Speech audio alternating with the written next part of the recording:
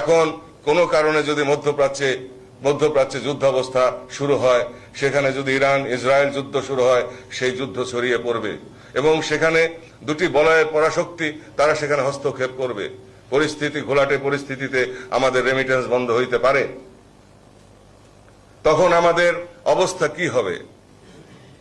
তারপর এই বিপদ আস্তে আস্তে আফগানিস্তান হয়ে, পাকিস্তান হয়ে ভারতবর্ষের দিকে আসতে পারে। কৌশলগত কারণে বাংলাদেশের অবস্থান অত্যন্ত গুরুত্বপূর্ণ।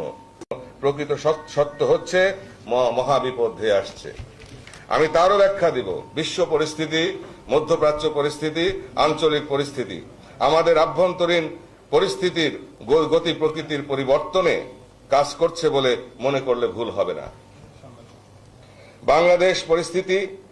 বাংলাদেশকে পরাশক্তির যুদ্ধক্ষেত্রে রূপান্তরিত করার চেষ্টা করা হচ্ছে।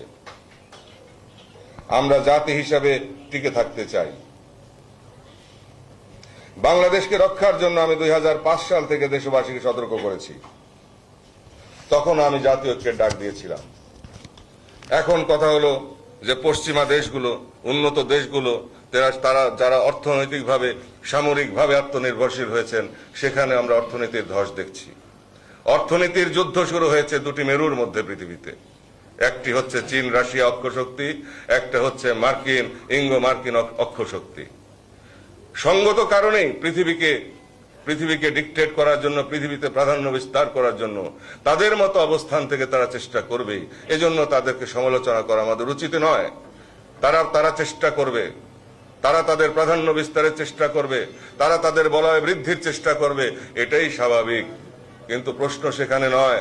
এর ধারাবাহিকতায় যে যুদ্ধাবস্থা বিরাজ করছে মধ্যপ্রাচ্যে, আপনারা পরিবর্তিত পরিস্থিতি সম্পর্কে, প্রতিদিনকার উদ্ভূত পরিস্থিতি সম্পর্কে পত্র পত্রিকাতে বা ইন্টারনেটে ডাউনলোড করে আপনারা নিউজ দেখতে পারেন। হিসাব নিকাশ যদি আপনারা করেন, তাহলে দেখবেন যে আরেকটি অর্থনৈতিক ধস আসছে।